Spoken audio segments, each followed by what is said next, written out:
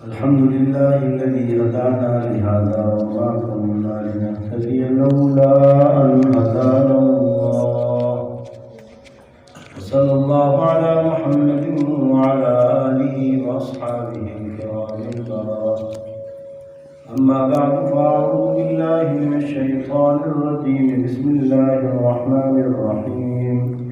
يا أيها الذين آمنوا ادخلوا في السلم كافة ولا تتبعوا خطوات الشيطان إنه لكم عدو مبين. وقال رسول الله صلى الله عليه وسلم: أصحابي كالنجوم فبأيهم اقتديتم اهتديتم، أو كما قال النبي صلى الله عليه وسلم.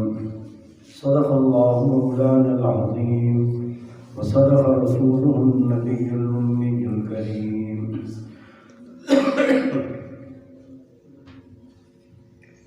میرے عزیز بھائیوں، دوستوں، بزرگوں اور عزیز طلباء، ماہ جمادی الثانی ہے اور 22 جمادی الثانی کی اہمیت آپ کے علم میں ہے. جو آیت میں نے پڑھی ہے اس میں ایمان والوں کو خطاب ہے. یہ تقریباً ایک کم 90 مرتبہ اللہ تعالیٰ نے یا ایھا الذین آمنوا کہا ہے قرآن پاک میں. اور یہ بڑا پیارا انداز ہے کہ اللہ تعالیٰ اپنے ایمان والے بندوں کو بلا رہا ہے. جیسے ایک بچہ ہے، اسے جیسے باپ بلاتا ہے نا تو اسے عبداللہ نام ہے، عبداللہ کہہ کے بلاتا ہے. لیکن وہی باپ اسے کہنا بیٹا عبداللہ بات سنو تو اس میں مٹھاس ہے. صرف عبداللہ کہے تو اتنی مٹھاس نہیں ہے، بیٹا عبداللہ کہے تو مٹھاس ہے. اللہ تعالیٰ عمومی کہہ دیتے کہ بندو اے میرے بندو. اللہ تعالیٰ نے کہا اے ایمان والے بندو، ادخلوا فی السلم کافہ، اسلام میں پورے کے پورے داخل ہو. یعنی دو رنگی چھوڑ کے یک رنگ ہو جا، سراسر موم یا سنگ ہو جا. دو رنگی نہیں چاہیے اللہ تعالیٰ، یک رنگی چاہیے. وہ خود وحدہ لا شریک ہے، اس کا کوئی شریک نہیں. تو اسے وحدانیت بہت زیادہ پسند ہے. تو ایمان والوں سے کہا جا رہا ہے کہ اسلام میں پورے کے پورے آ جائیں، پورے کے پورے داخل ہو جائیں. اس کا مطلب کیا ہے کہ ہم پورے داخل نہیں ہیں. ایک آدمی یہاں سے بیت اللہ جائے اور حدود حرم میں پہنچ کر کہ بس میں تو پاؤں باہر رکھوں گا، سجدہ اندر کروں گا، تو اچھا لگے گا؟ اچھا نہیں لگے گا. اللہ تعالیٰ کو پورا ایمان پسند ہے، پورا اسلام پسند ہے. تو اپنے بچوں کے لیے فکر کرو کہ ہم اپنے بچوں کو کس استاد کے حوالے کر رہے ہیں. 4 چیزیں ضروری ہیں. ایک چیز یہ کہ استاد کون ہے، استاد مخلص ہے. دوسری چیز یہ کہ درسگاہ کون سی ہے، جس اسکول میں جس مدرسے میں آپ بیٹھا رہے ہیں آپ نے دیکھنا ہے کیسا ہے. تیسری چیز یہ کہ نصاب کیا ہے، پڑھائیں گے کیا. چوتھی چیز یہ کہ طالب علم خود محنتی ہے یا نہیں. تو 4 چیزوں کا ہونا ضروری ہے ایک بچے کی تربیت کے لیے. استاد کیسا ہے، کلاس کیسی ہے، مدرسہ کیسا ہے، اور پڑھائے گا کیا، اور بچہ خود محنتی ہے یا نہیں. یہ حضرات صحابہ کرام کو یہ چیز ملی ہے کہ آپ کو استاد ایسا ملا کہ ایسا استاد کسی کو نہیں ملا. اور آپ کو جو درسگاہ ملی ایسی درسگاہ بھی کسی کے پاس نہیں. چاہے مکہ کی درسگاہ تھی، چاہے مدینہ کی درسگاہ تھی. اور جو اس استاد نے پڑھایا ہے اللہ کا قرآن اور اپنے فرامین، ایسا نصاب نہیں ملتا. تیسری چیز یہ کہ وہ جو صحابہ کی جماعت تھی وہ سارے پڑھنے والے تھے، محنتی تھے. تو طالب علم کا خود محنتی ہونا. جیسے یہ پنکھا نا آپ دیکھ رہے ہیں، اس کے کتنے پر ہیں؟ 3. اگر ایک پر میں نکال دوں کیا یہ اپنا کام کرے گا؟ یہ نہیں کرے گا اپنا کام. جس مقصد کے لیے بنائے گا مقصد نہیں ہوگا لوگوں. اب ہوتا ہی ہے کہ والدین بچے کو بھیج دیتے ہیں کہ جاؤ استادوں کو جاؤ. استاد جانے تو بچہ جانے، تو 2 آدمیوں کا کام نہیں. یا استاد کہے کہ پیو جانے تو پتر جانے، اس سے بھی تعلیم نہیں ہوتی. بچہ کہے کہ استاد جانے تو ابا جانے، اس سے بھی کام نہیں چلے گا. تینوں کا محنتی ہونا ضروری ہے. اور پھر ماحول ہے، درسگاہ ہے، جیسے مدارس میں قرآن پاک پڑھایا جاتا ہے، پاکیزہ درسگاہ میں پڑھایا جاتا ہے. تو اس لیے اپنے بچوں کی تربیت کے لیے یہ 4 چیزیں دیکھو. حضرات صحابہ کرام کو یہ 4 چیزیں حاصل ہوئی. اور اس کلاس کا جو سب سے کمزور طالب علم تھا نا، اس کا نام پتہ کیا ہے؟ لوگ تو کہتے ہیں صحابیت ابو بکر کی الف سے شروع ہوتی ہے اور علی کی یا پہ ختم ہو جاتی ہے. ایسا نہیں ہے. علی تو چوتھے نمبر کے خلیفہ ہے. صحابیت ابو بکر کے الف سے شروع ہوتی ہے، وحشی کی یا پہ ختم ہوتی ہے. حضرت وحشی رضی اللہ تعالیٰ عنہ جو تھے، جو حضرت امیر حمزہ رضی اللہ تعالیٰ عنہ کو جنہوں نے شہید کیا تھا، اس کلاس کے سب سے کمزور طالب علم وہ تھے. ان کا حافظہ اتنا بہترین تھا، جب وہ بوڑھے ہو گئے تو حضرت عبداللہ ابن عباس رضی اللہ تعالیٰ عنہما نے فرمایا کہ میں احد کے واقعے کو ایسے آدمی سے سننا چاہتا ہوں جو خود احد کا عینی گواہ ہو، جس نے آنکھوں سے دیکھا ہو احد کا واقعہ. تو لوگوں نے کہا تو ایک ہی صحابی ہے اور وہ وحشی ہے، وہ فلاں بستی میں رہتا ہے، اس کی عمر بہت زیادہ ہو گئی. حضرت عبداللہ ابن عباس چلے گئے، دیکھا تو وہ بوڑھے صحابی، یہ جو بھویں ہیں نا یہ بھی نیچے گر گئی ہیں، آنکھوں کے اوپر بھی لٹک رہی. اور حضرت وحشی رضی اللہ تعالیٰ عنہ کے پاس ہو گئے. انہوں نے کہا السلام علیکم چچا جان، کیا حال ہے، خیریت سے؟ انہوں نے کہا ٹھیک ہوں. چچا جی مجھے پہچانا؟ انہوں نے جو ہے نا یہاں سے بھویں اٹھا کے نیچے دیکھا پاؤں کی طرف. حضرت عبداللہ ابن عباس کا پاؤں دیکھا. کہنے کہ ہاں بیٹا پہچان لیا. انہوں نے کہا میری آپ سے تو ملاقات ہی نہیں، تو آپ نے مجھے کیسے پہچانا؟ کہنے کہ آپ کی ملاقات نہیں ہے مجھ سے، میری ملاقات ہے آپ سے. تو حضرت عبداللہ ابن عباس نے کہا یہ کیسے ہو سکتا ہے؟ فرمایا کہ احد کا جب واقعہ ہوا تھا اس وقت تم پیدا ہوئے تھے، اور تمہارے ابا جو ہے نا عباس، وہ تمہیں اٹھا کر اللہ کے نبی صلی اللہ علیہ وسلم کے پاس لائے گڑتی لگانے کے لیے، گڑتی کے لیے کہ گڑتی لا دو. تو آپ صلی اللہ علیہ وسلم نے لعاب مبارک ان کے منہ میں ڈالا. حضرت وحشی کہتے ہیں کہ مجھے پیچھے بٹھا دیتے اللہ کے نبی کہ تم پیچھے بیٹھا کرو، تمہیں دیکھ کے مجھے نا اپنا چچا یاد آتا ہے، تم پیچھے بیٹھا کرو. کہتے ہیں میں پیچھے بیٹھ کے دیکھ رہا ہوں. میں نے کہا بڑا خوش نصیب بچہ ہے جس کے منہ میں اللہ کے نبی کا لعاب گیا ہے. وہ نبی جس پر ساری کائنات قربان کی جا سکتی ہے. ایسے ہی ہے نا، روضہ رسول پہ اللہ تعالیٰ ہم سب کو لے جائے. وہاں لکھا ہو نفس الفداء لقبر انت ساکنه فيه العفاف وفيه الجود والكرم. نفس الفداء لقبر انت ساکنه فيه العفاف وفيه الجود والكرم. میری جان فدا اس روزے پر، اس روزے میں ایسی شخصیت آرام فرمائے. فيه الجود والكرم، ایسی ذات ہے کہ جو سخاوت ہی سخاوت کرتے ہیں. کبھی بھی اپنے در سے کسی کو خالی ہاتھ نہیں دیا، کبھی بھی، ہمیشہ بھر بھر کے دیا. محبت کی یوں جس نے دریا بہائے، دل ان کا بھی جیتا جو سر لینے آئے. محبت کے یوں جس نے دریا بہائے، دل ان کا بھی جیتا جو سر لینے آئے. یہ بندہ نوازی کے جوہر دکھائے، خود کھائے جو اور جواہر لٹائے. خود جو کھاتے تھے اللہ کے نبی، لیکن آنے والے کو کبھی بھی خالی ہاتھ نہیں. خوشی اپنی غیروں کے غم میں بھلا دی، دیا درد جس نے اسے بھی دعا دی. وہ خیر البشر فخر اولاد آدم صلی اللہ علیہ وسلم، الف الف مرت بعدد کل ذرۃ. اپنی خوشی غیروں کے غم میں بھلا دی، ہمیشہ دوسروں کو خوش رکھا. تو فرماتے ہیں کہ اللہ کے نبی نے مجھے کہا، جب بچے کو لعاب دیا تو بچہ جانے لگا، تو میرے دل میں آیا میں بچہ دیکھوں تو صحیح، یہ بچہ کون ہے؟ تو حضرت عباس کا بچہ. تو حضرت عباس نے فوراً دیکھا کہ وحشی آ رہا ہے، انہوں نے جلدی سے تیرے منہ کے اوپر کپڑا اڑا دیا. حضرت عباس کو بھی غصہ تھا کہ میرے بھائی حمزہ کو انہوں نے شہید کیا ہے، تو انہوں نے منہ چھپا دیا. کہنے لگے وہ لے کے جب بھاگے تو تیرے پاؤں مجھے نظر آ گئے. اس دن میں نے تیرے پاؤں دیکھے تھے جب تو پیدا ہوا تھا، اور آج دیکھ کے تیرے پاؤں میں پہچان گیا ہوں کہ عباس کا بیٹا. ایسا حافظہ ہوگا آج؟ کیوں اس لیے کہ وہ جماعت پاکیزہ تھی، اور استاد ایسا استاد کسی کو نہیں ملے گا۔ درسگاہ بیت اللہ اور وہاں مدینہ منورہ میں مسجد نبوی ایسی بہترین درسگاہیں، اور نصاب کیا تھا؟ قرآن اور حدیث۔ آج ہم اپنے بچوں کو کیا پڑھا رہے ہیں؟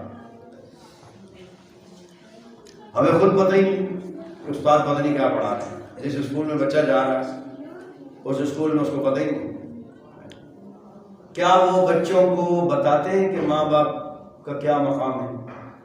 کسی اسکول میں یہ بتایا جاتا ہے کہ باپ کی دعا سیدھا عرش پہ جاتی ہے، ماں کے قدموں میں جنت ہے؟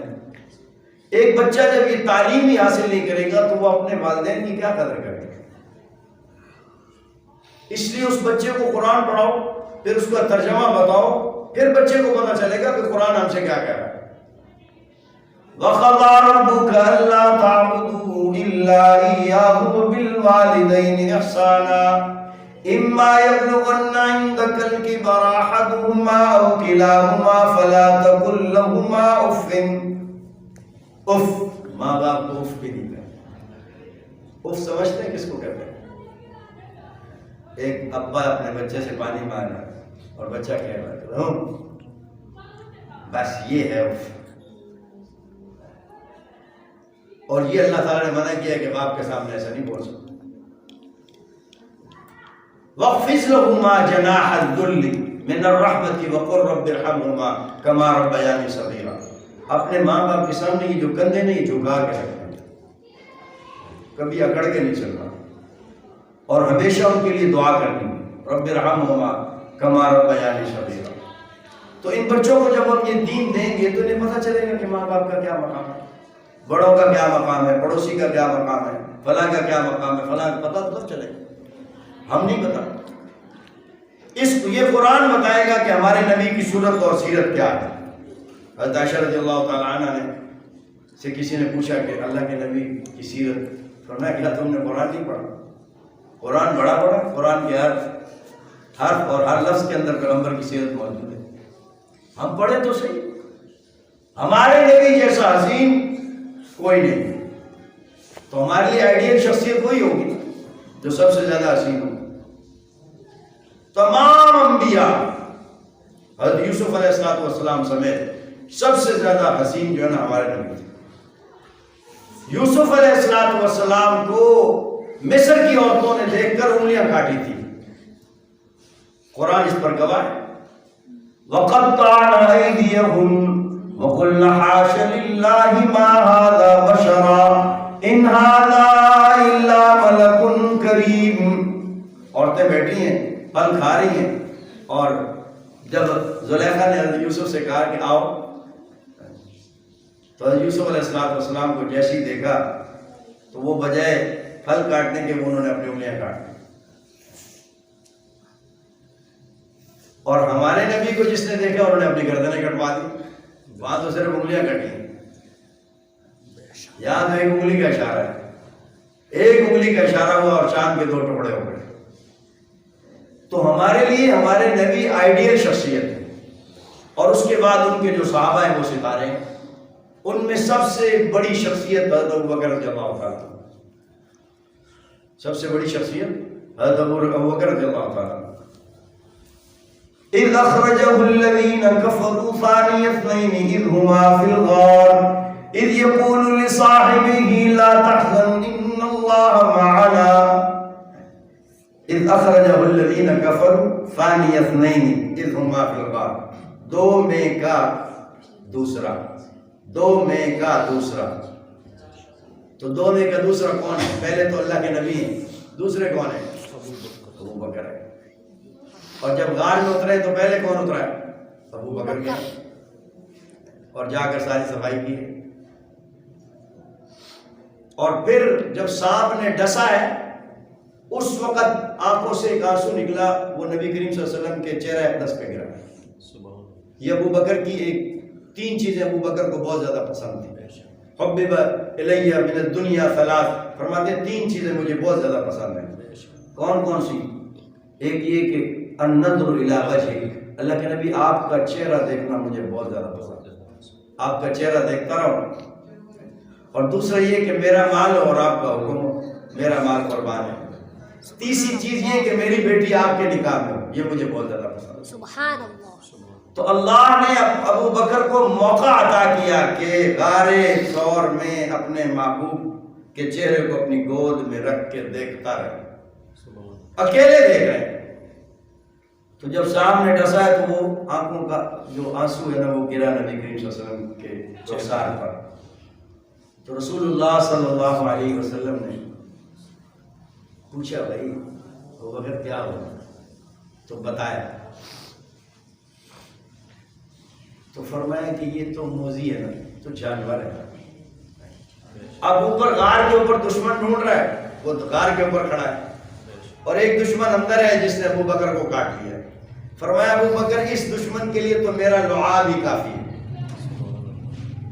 میں لعاب لگاؤں گا اور یہ زخم یہ ٹھیک ہو جائے گا، یا جو بھی تکلیف آپ کی دور ہو جائے گی. اور جو باہر دشمن کھڑا ہے اس کے لیے میرا رب کافی ہے.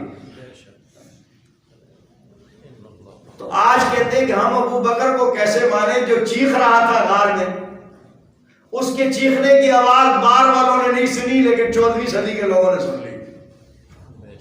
اگر وہ چیخا ہے تو بار والوں کو پتہ چلنا چاہیے تھا کہ اندر نبی ہے، نبی کا یار ہے. اس کے چیخنے کی آواز غار پر کھڑے ہوئے دشمن کو نہیں آئی.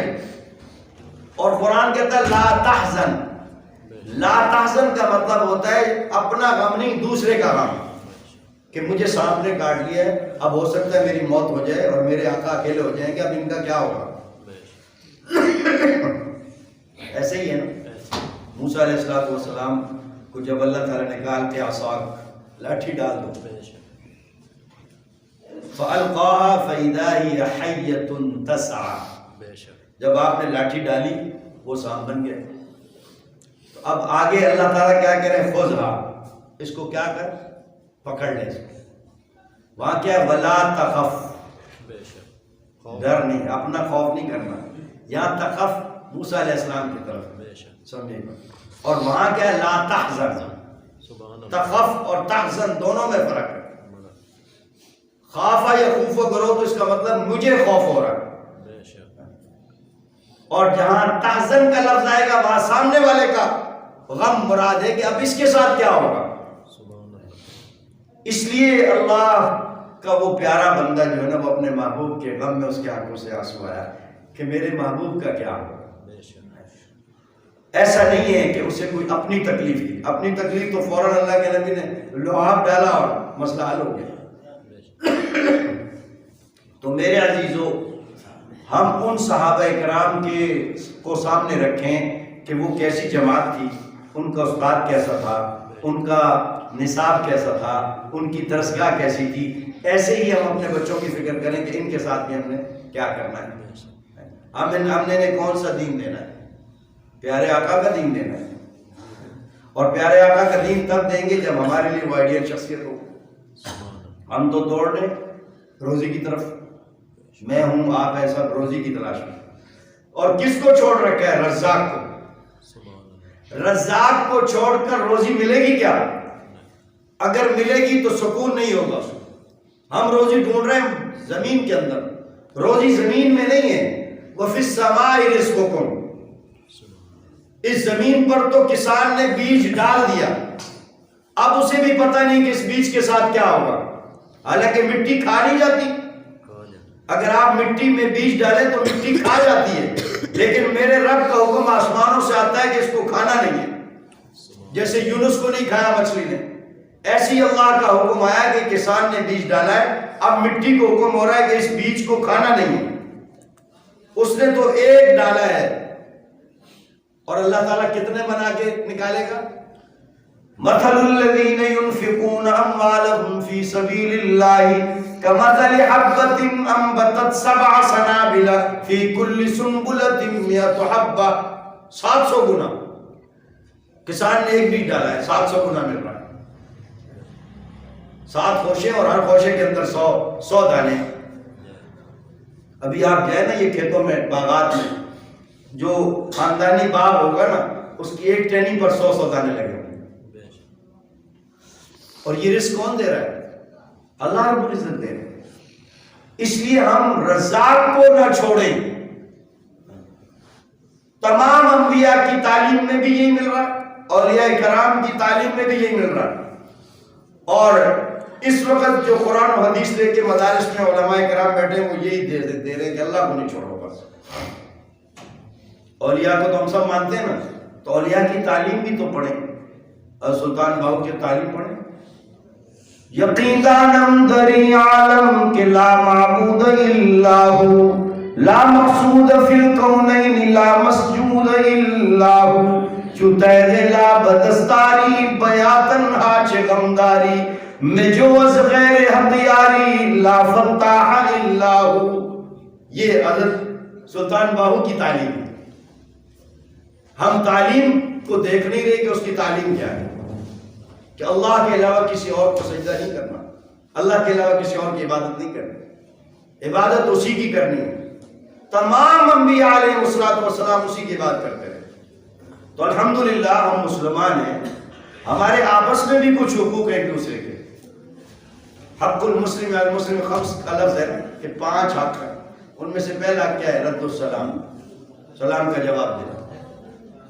اب آپ کہیں گے مولانا کب جواب دیں؟ کوئی سلام کرتا ہی نہیں ہے تو ہم جواب کب دیں؟ تو سلام کو عام کرنا ہے. اللہ کے پیارے نبی صلی اللہ علیہ وسلم نے مدینہ طیبہ کا جو پہلا خطبہ تھا آپ کا، ایھا الناس افشوا السلام، یہ مدینہ منورہ کی پہلی تقریر تھی پیارے پیغمبر کی. اے لوگو سلام کو عام کرو. سلام میں محبت چھپی ہوئی ہے، محبت. آپس میں جو آج نفرتیں آ رہی ہیں، ہم نے سلام کہنا چھوڑ دیا. اس لیے کہ سلام ایک آدمی کہتا ہے السلام علیکم، اس کا کیا مطلب؟ تیرے اوپر رحمت، تیرے اوپر سلامتی ہو، تیرے مال کے اوپر سلامتی ہو، تیرے بیوی بچوں پر سلامتی ہو، تیرے کاروبار پر سلامتی ہو، تیری ساری چیزوں پر سلامتی ہو. وہ آگے سے کہتا ہے وعلیکم السلام، تیرے اوپر بھی اسی طرح سلامتی ہو. بس اسلام کوئی نہ اللہ چاچا واللہ ٹھیک ہے، ہاں بل بتا چل، یہ ہمارا سلام ہے. اور دوسری زبان میں سڑے ماشے خیر تکڑے ظالم سڑے، بس ختم. او بھائی یہ کیا ہے؟ السلام علیکم دعا ہے. پیارے پیغمبر کہتے ہیں السلام علیکم کا 10 نیکیاں ملیں گی، السلام علیکم ورحمۃ اللہ کا 20 نیکیاں ہوں گی، السلام علیکم ورحمۃ اللہ وبرکاتہ کا 30 نیکیاں ہوں گی. سگی ماں بھی نیکی نہیں دے گی، وہاں سگی ماں بھی نیکی نہیں دے گی. ہمیں پتا ہے کہ اس معاشرے کے اندر نیکی کام ہی نہیں آئے گی. ابھی آپ دکان پہ چلے جائیں اور دکاندار کو کہے یار 2 کلو چینی دینا، 50 نیکیاں لے. میں ابھی مغرب پڑھ کے آؤں، میری مغرب کا ثواب تو لے لے، 2 کلو چینی دے. وہ دے گا؟ وہ کہے گا جا یار کرنسی لے کر آؤ، جو یہاں کی کرنسی وہ لاؤ. اب جس جہان میں ہم نے جانا ہے اس کی کرنسی یہ نیکیاں، اس کرنسی کی ہمیں فکر ہی نہیں. ہم دنیا کی جو ہے نا وہ کرنسی اکٹھے کر رہے ہیں بس، اور سارے چھوڑ کر جا رہے ہیں. اچانک موت ہوگی، اچانک. الموت یأتی بغتۃ والقبر صندوق العمل. موت اچانک آئے، اعلان ہوگا فلان مات، فلاں مر گیا. اور مرنے کے بعد کیا ہوتا ہے؟ کون مر گیا؟ جی عبداللہ بھائی مر گئے. انا للہ، اللہ جنازہ کس میں ہے؟ عشاء تو بعد جنازہ، اللہ ٹھیک ہے. عشاء کے بعد جنازہ پڑھا، لاؤ جی دسترخوان لاؤ، روٹیاں کھانا، چل اللہ اللہ خیر. ایسے ہی میرے ساتھ ہوگا، ایسے ہی آپ کے ساتھ ہوگا. جیسے ہم اپنوں کے ساتھ کر رہے ہیں ایسے ہی ہمارے ساتھ ہو جائے. اچانک موت آئے گی اور ہمیں اس قبر کی فکر ہی نہیں ہے کہ ایک دن اللہ کے حضور پیش ہونا ہے. قبر کے پاتال میں اتار دیا جائے گا. جو جتنا قریبی ہوتا ہے وہ مٹی زیادہ ڈالتا ہے، باقی تو صرف ایک مٹھ لیتے. منہا خلقناکم وفیہا نعیدکم ومنہا نخرجکم تارۃ اخری. بس وہ پیچھے ہاتھ جھاڑ کے پانی سے ہاتھ صاف کر کے کھڑے ہو جاتے ہیں. لیکن جو بیٹا ہے، بھائی ہے، وہ ڈالتے ہی رہتے ہیں، ڈالتے ہی رہتے ہیں، ڈالتے ہی رہتے ہیں. اس کے بعد کیا کرتے ہیں؟ اوپر پھول بچھا رہے ہیں. یہ پھول زندوں کے لیے، مردوں کے لیے. یہ مردوں کے لیے نہیں ہے پھول، پھول زندوں کے لیے. زندگی میں دیے کسی کو پھول؟ زندگی میں تو آپس میں بھائی بھائی سے بات نہیں کر رہا، بھائی بہن سے بات نہیں کر رہا، ماں باپ بیٹے سے بات نہیں کر رہے، بس ناراض ہے.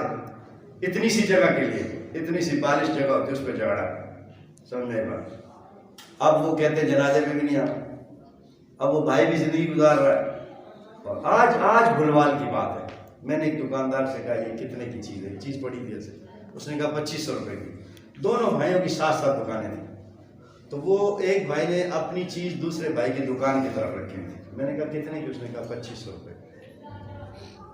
تو میں دوسرے کی دکان کے سامنے کھڑا تھا, چیز دوسرے کی تھی. تو اس بھائی نے اس کو گالی دی بہن کی. اس نے کہا تیری کوئی بکری بہن. اس نے بہن کی گالی دی اسی وقت کہ میں نے تجھے کہا نہیں یہ اپنا سامان اٹھا کے ادھر رکھ, اب تیرا گاہک ادھر کھڑا ہوا اور بہن کی گالی دی. اس نے کہا تیری بھی وہی بہن ہے جس کو تو گالی دے رہا, میری بھی وہی بہن ہے, سگے بھائی. اور جب آدمی مر جاتا ہے اس کے بعد کہتا ہے اللہ منہ تک کھاؤ, اللہ منہ تک کھاؤ. اب منہ کس منہ سے دیکھتا ہے؟ اب تو مر گیا وہ, اب منہ کس منہ سے دیکھتا ہے؟ اب پھولوں کی چادر بھی آ رہی ہے. زندگی میں کبھی ایک پھول توڑ کے نہیں دیا اپنے بھائی کو, مرنے کے بعد چادریں بچھ رہی ہیں. اب اس سردی میں اتنی شدید سردی ہے آج, خاص کر ایک غریب آدمی کب کبا رہا ہے اور میں جو نا چادر لے کے اس کو دے دوں تو کتنا اللہ راضی ہوں گے. لیکن میں چادر بھی بازار سے خرید کے ایک قبر کے اوپر ڈال دیتا ہوں. چلو, وہ جو مستحق ہے زندہ, جو مر رہا ہے, اس کے لیے میرے پاس پیسہ نہیں ہے کہ مجھے چادر لے کے دے. ایک مرنے والے کی قبر پہ میں اڑا رہا ہوں چادر. اس زندہ مسلمان کو اس کا حق ہے. اللہ کے نبی کہتے ہیں اس کو سلام کرو, تو چادر لے کے دینا تو بہت بڑی بات ہے. اسی طرح مریض کی عیادت کرنا, وعیادت المریض. اگر محلے میں ایک آدمی بیمار ہے اور آپ میں سے کوئی نہیں گیا تو سارے گنہگار ہیں. ہم نہیں جاتے. اگر ہم جائیں مریض کے پاس تو ایک لفافہ اس کے لیے لے کے جائیں, تاکہ اگر ڈاکٹر نے اسے آپریشن لکھ کے دیا, اس کا علاج پر خرچہ آ رہا ہے, ہمارا کام ہے ہمیں ایک لفافہ اس کو دے اپنی حیثیت کے مطابق. ہم نہیں دیتے لفافہ. مریض کو کیا کرنا لفافہ؟ ہم کہاں دیتے لفافہ؟ جہاں جو ہے نا نیوندرے کی کاپی لے کے بیٹھے ہوتے ہیں, بالکل دروازے پہ بیٹھتے ہیں, جہاں دروازہ مین انٹری وہاں بیٹھے ہوتے ہیں, نکلنے نہیں دیتے جب تک نیوندرے کی انٹری نہ پائی. یہ سود ہے, پتہ ہے آپ کو؟ یہ سود ہے, سود. میں اپنے دراؤ والے, میں اپنے پترے والی 1000 روپے دیتا ہے اور میں 1500 لینے لکھے. ہر گھر میں کاپی پڑی ہوئی ہے کہ میں نے اپنے رشتہ داروں کو کتنا دیا اور کتنا وصول کرنا ہے. یہ سود ہے. ایک مریض مستحق کے لیے ہمارے پاس 500 روپے نہیں کہ ہم اسے دے دیں, جس نے بیچارے کہ جس کے پاس دوائی کے پیسے نہیں. تو اس لیے مریض کی عیادت کرنا. دوسرا یہ کہ چھینک آئے نا, چھینک کا جواب دینا. نش الحمدللہ, چھینکنے والا کہے الحمدللہ, اور جو سننے والا ہے وہ کہے یرحمک اللہ, اور جو جسے چھینک آئی وہ پھر کہے یہدیکم اللہ ویصلح بالکم. ایک چھینک کے پیچھے 3 دعائیں ہیں. کبھی ہم نے غور کیا کہ یہ کیوں ہے؟ پیارے پیغمبر نے کیوں کہا کہ یہ دعائیں مانگو؟ یہ جو انسان کا دماغ ہے اس میں ایک زکامی نس ہوتی ہے, ایک جزامی نس ہوتی ہے. جب جزامی نس کا غلبہ آتا ہے تو انسان کو فالج کا اٹیک آتا ہے. تو اللہ رب العزت پھر زکامی نس کو غلبہ عطا کرتے ہیں جس کی وجہ سے چھینک آتی ہے. گویا کہ انسان اس بڑی بیماری سے, اس موت سے بچ گیا. اس لیے انسان فوراً کہتا ہے الحمدللہ. سننے والا فوراً کہے یرحمک اللہ, اور پھر چھینکنے والا کہے یہدیکم اللہ ویصلح بالکم. حضرت ابو داود جو بہت بڑے امام گزرے, امام ابو داود, وہ انہوں نے دیکھا کہ کشتی پہ آدمی رکا, اسے چھینک آئی, وہ کسی اور بات میں لگ گیا, وہ کشتی چلی گئی. انہوں نے کہا یار اس کو چھینک آئی تھی, میں نے تو جواب دیا نہیں. انہوں نے دوسری کشتی کرائے پہ لی, اس کے پیچھے بھاگے اور اپنی کشتی کو اس کشتی کے ساتھ لگا کر اسے جا کر کہا یرحمک اللہ. اس نے آگے سے کہا یہدیکم اللہ ویصلح بالکم. تو حضرت واپس آئے, لوگوں نے کہا یہ کیا آپ اتنی جلدی کہنے لگے؟ یار ایک دعا لینی تھی, وہ دعا لینے گیا تھا. آج ہمیں اس کی بھی پرواہ نہیں. اور جنازے کی اتباع کرنا. ایک آدمی مر گیا, اس کا جنازہ پڑھنا, یہ ہماری ذمہ داری ہے. اب ہم کیا کرتے ہیں کہ جنازہ جو ہے نا وہ تو فرض کفایہ ہے. اگر محلے کے 2-4 آدمی پڑھ لیں گے نا تو ہو جائے گا, ہماری طرف سے بھی ہو جائے گا. ایک درزی تھا, وہ ہر جنازے میں جاتا, دکان بند کر کے. لوگوں نے کہا تو پاگل ہے, اپنا کاروبار بند کر کے جاتا ہے. کہتا ہے بس میں لالچی ہوں تاکہ جب میرا جنازہ ہو تو سارے لوگ میرے جنازے میں بھی آئیں. اب وہ اس کی جب موت ہوئی, عبدالحی لکھنوی رحمۃ اللہ علیہ کا انتقال ہوا اس دن, لاکھوں لوگوں کا جنازے میں لوگ شریک ہیں. ادھر وہ درزی بھی فوت ہو گیا, ادھر حضرت عبدالحی لکھنوی کا جنازہ ہوا اور اس درزی کا جنازہ جنازے کے بعد پہنچا. لوگ ابھی صفوں میں کھڑے تھے تو فوراً اعلان ہوا کہ بھئی ایک اور جنازہ آ گیا, وہ جنازہ ہی پڑھ لیں. وہ سارے لاکھوں لوگ کھڑے ہیں. اس درزی کا جنازہ عبدالحی لکھنوی کے جنازے سے بڑا جنازہ تھا, اس لیے کہ جو لوگ اس جنازے کے ساتھ آئے تھے نا, وہ تو عبدالحی لکھنوی کے جنازے میں نہیں تھے, وہ بھی شریک ہوئے. تو اللہ نے اس درزی کو عبدالحی لکھنوی سے بڑا جنازہ عطا کیا. ہماری ذہن اس طرف جاتے ہی نہیں. وہی چودھری صاحب مر رہے تھے تو اس وقت وصیت کا رواج ہوتا تھا. تو وصیت کے رواج میں کیا ہوتا تھا کہ بھئی وصیت پر عمل کرنا ہے. انہوں نے وصیت کر دی, 2 وصیت نامے لکھے. بیٹوں کو کہا, بیٹے عیاش تھے, شرابی تھے, زانی تھے. تو چودھری صاحب نے کہا بیٹا جب میرا جنازہ تیار ہو جائے, کھڑا ہو جائے, اس وقت ایک وصیت نامہ نمبر 1 نکال کے دینا ہے. اور وہ وصیت نامہ نمبر 1 جب آپ دیں گے تو امام صاحب جو جنازہ پڑھائیں گے ان کو آپ نے وہ وصیت نامہ دینا ہے کہ یہ جنازہ. اب جنازے میں صفیں لگ گئی, ساری لوگ کھڑے ہیں. تو جیسے ہی جنازہ ہونے لگا تو امام صاحب نے کہا بھئی نیت کر لو. تو ایک بیٹا نکلا, اس نے کہا کہ یہ ابا جی کی وصیت ہے, یہ آپ لے لو. وہ وصیت جب کھولی تو اس میں کیا لکھا ہوا ہے کہ جو لوگ میرے جنازے میں آئے ہیں ان کا میں شکریہ ادا کرتا ہوں. مرنے والا لکھ رہا ہے جو لوگ میرے جنازے میں آئے ہیں ان کا میں شکریہ ادا کرتا ہوں. اب ان جنازہ پڑھنے والوں میں سے جو لوگ میرا جنازہ نہیں پڑھیں گے نا, میرا سارا مال ان کو دے دیا جائے. جو لوگ جنازہ پڑھنے آئے ہیں ان میں سے جو لوگ میرا جنازہ نہیں پڑھتے ان کو میرا مال سارا دے دیا جائے. اب لوگوں نے کہا یار مال تو اچھا خاصا ہے اور جنازے کی نماز تو فرض کفایہ ہے, اس لیے یہ تو 2-4 آدمی پڑھ لیں گے نا تو جنازہ ہو جائے گا, لیکن آ جا چودھری صاحب کا مال تو آنے دو. تو لوگ کھسکنا شروع ہو گئے, پیچھے کھسکتے رہے. وہ سارے لوگ پیچھے چلے گئے, بولا ہم تو جنازہ نہیں پڑھتے. اب وہ 4 بیٹے چودھری صاحب کے رہ گئے اور امام صاحب رہ گئے. امام صاحب نے کہا جنازہ پڑھوں. بیٹوں نے کہا استاد جی مال ہمارے باپ کا ہے, لے جائیں گے وہ, یہ کیسے ہوگا, ہم بھی نہیں پڑھ رہے. بیٹے بھی پیچھے جا کھڑے ہو. اب مولوی صاحب اکیلے کھڑے, اب کوئی جنازہ پڑھنے والا نہیں, اس لیے کہ مال کا مسئلہ ہے. اتنے میں جیسے تبلیغ والے نہیں آتے, تبلیغ جماعت والے, اس طرح 2-4 درویش آئے. انہوں نے آ کے پوچھا امام صاحب خیر ہے؟ کہنے لگے یار جنازہ ہے اور جنازہ پڑھنے والا کوئی نہیں ہے. تو انہوں نے کہا وجہ, بولا یہ وجہ ہے. انہوں نے کہا چھوڑو مال وال کو, ہم آپ کے پیچھے نماز جنازہ پڑھتے ہیں تاکہ ہمیں جنازے کا ثواب تو مل جائے گا, ہم تو مسافر ہیں, آگے نکل جائیں گے. تو امام صاحب نے کہا چلو شکر ہے جنازے کے لیے لوگ آ گئے. اب امام صاحب نے ان درویشوں کو جنازہ پڑھایا, 3-4 بندے پیچھے نمازی ہو گئے اور امام صاحب نے جنازہ پڑھا دیا. جیسے ہی جنازہ ختم ہوا تو بیٹا پھر آیا ایک وصیت نامہ نمبر 2 لے کر. اس نے کہا یہ ابا جی کی دوسری وصیت ہے. اب اس وصیت نامے کو جب کھولا تو اس میں لکھا ہوا ہے کہ میری پہلی وصیت کا لدم, اس کا کوئی اعتبار نہیں ہے. اب میری وصیت یہ ہے کہ جنہوں نے جنازہ پڑھایا میرا مال ان کو دے دو. اب اس زمانے میں وصیت پہ عمل ہوتا تھا. وہ جو اولاد تھی خسرت دنیا والآخرہ, دنیا اور آخرت میں خسارے میں. جنہوں نے جنازہ نہیں پڑھا انہیں نہ ثواب ملا نہ مال ملا, اور یہ جو درویش ہے یہ سارے چودھری صاحب کو مال لیں گے. تو آج ہمارا حال یہی ہے. سمجھے بات, ہر آدمی چھوٹا ہے بڑا ہے, بس وہ رزق کی تلاش میں, لیکن رازق کو بھلا دیا, رزاق کو چھوڑ دیا. رزاق کو چھوڑ کر سکون کی روزی کیسے ملے گی؟ اس لیے رزاق کو ساتھ لو, اللہ عزت والی روزی دے گا, اللہ عزت والی اور سکون والی روزی دے گا. تو اس کی آپ کوشش کریں گے انشاءاللہ. مہمان خصوصی مولانا عبداللہ شاہ صاحب کی تشریف لے آئے ہیں, تو اس لیے میں اب آپ کے اور ان کے درمیان حائل نہیں ہونا چاہتا. اللہ تعالیٰ مجھے اور آپ کو عمل کی توفیق دے. وما علیکم.